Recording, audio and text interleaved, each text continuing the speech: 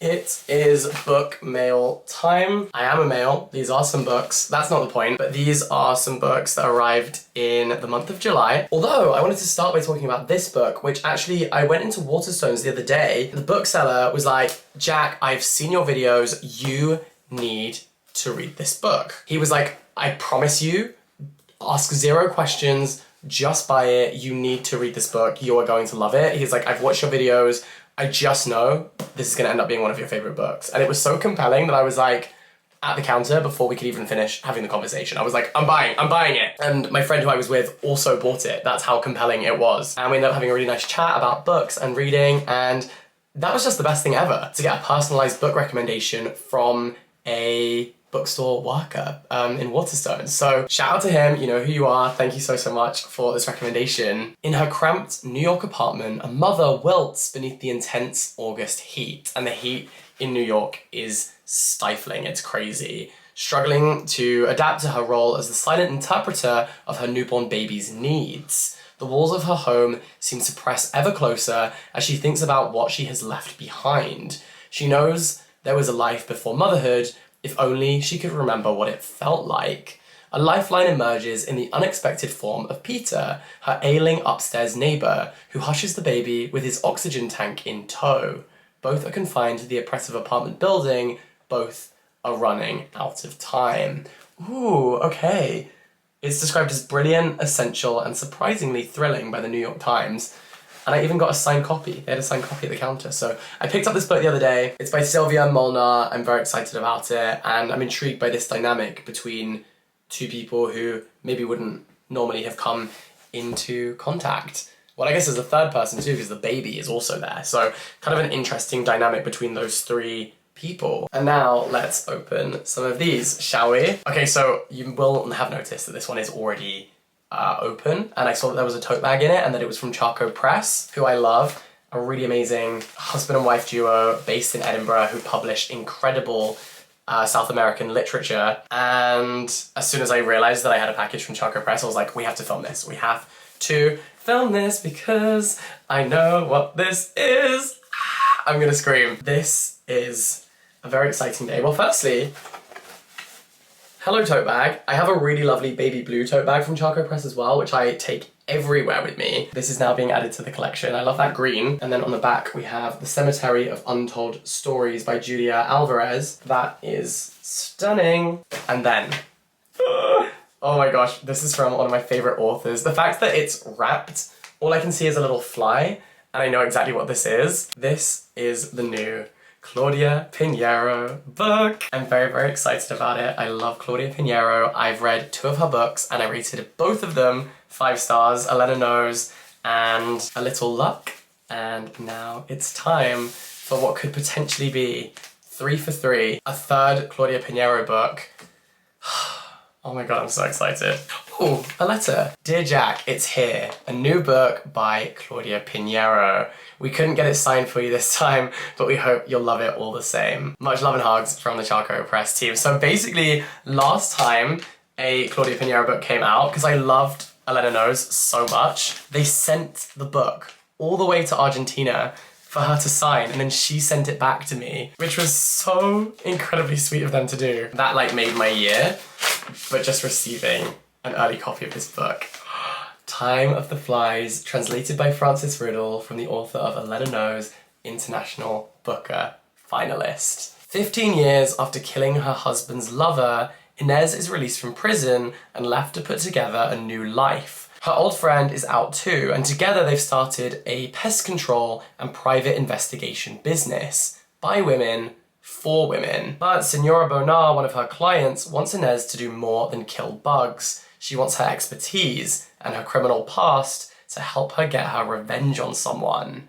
When Inez's estranged daughter shows up, however, we realise that things are not as they seem. Crimes against women and crimes by women, the complex loyalties among friends, mothers and daughters, and a breathtaking twist. This is classic Pinheiro. Dark, intelligent, and suspenseful. That has all the ingredients to be a Claudia Pinheiro book I'm absolutely going to devour. She's the queen of the twist. She's the queen of the estranged parent-child relationship. I love her. I love her. I love her. I love her. I'm so excited about this. Thank you, Charco Press. Oh my gosh. Prepared to see this in my best books of the year video, I will predict. In here, okay, this is another book I'm very, very excited about. It's called Anyone's Ghost. It's by August Thompson. I recently absolutely fell head over heels in love with the book Evenings and Weekends by Ocean McKenna. And when people heard that I loved that book, they were like, you need to read Anyone's Ghost. And I saw they've actually been doing some events together too. An overwhelmingly beautiful love story. This book will make you cry. Say no more.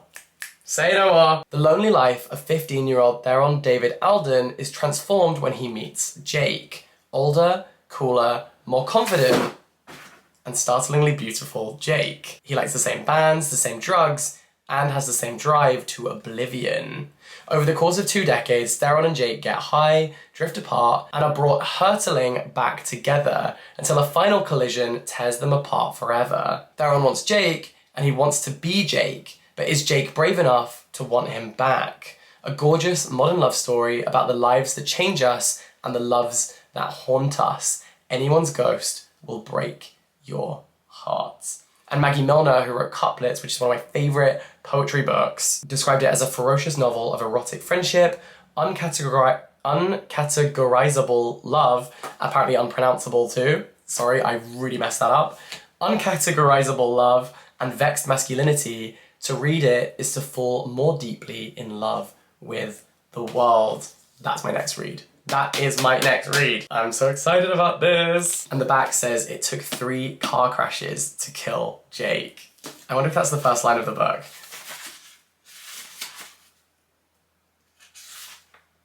It is. Okay, I called that. Did I call that or did I call that? Sometimes I'm so glad I say these things out loud rather than just thinking them in my head.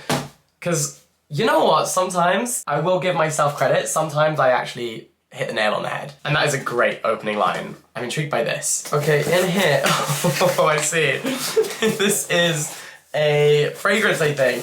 Okay, this is not a book. This is, oh, a fragrance by Polo Ralph Lauren. I actually never know whether it's Polo Ralph Lauren or Polo Ralph Lauren. But either way, I have a tennis ball. No one tell my dog because this will last literally 3 seconds. But there's a gift for my dog and also a gift for me. It's not a book, but also, what's the point in looking cool and mysterious when you're reading a book in public if you smell like shit? Anyway, thank you so much. This is Polo 67, the new fragrance. Don't give up, level up. And I guess it is just in time for tennis season. I'm actually going to the US Open and I'm very excited about it. This is in here.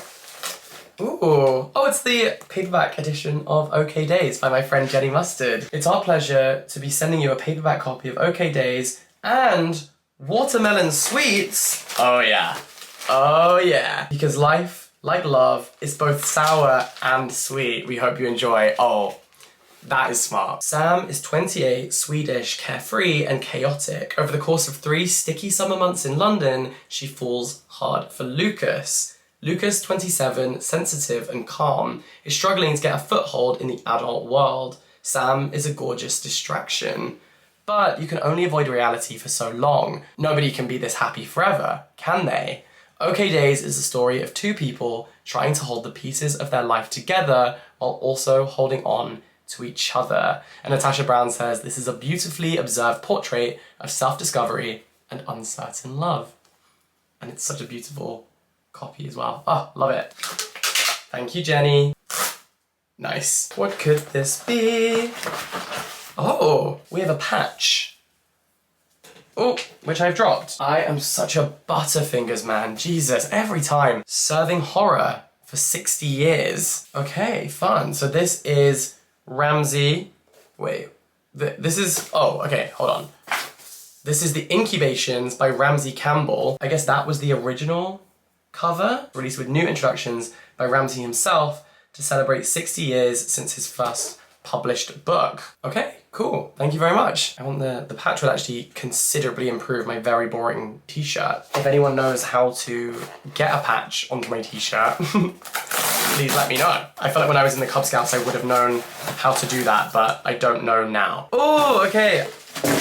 what did I say? Luckily it landed in the box on some packaging. Okay, so this is The Alaska Sanders Affair by Joel Dicker, the sequel to The Truth About the Harry Kubert Affair. Get ready for an unguessable mystery from the master of the plot twist, a literary superstar, one of the world's most original voices in crime fiction. This comes out in September. And then this is called Dear Dickhead. It's by Virginie Despentes, and this is the description. Dear Dickhead, I read the piece you posted on Insta. You're like a pigeon shitting on my shoulder as you flap past. It's shitty and unpleasant.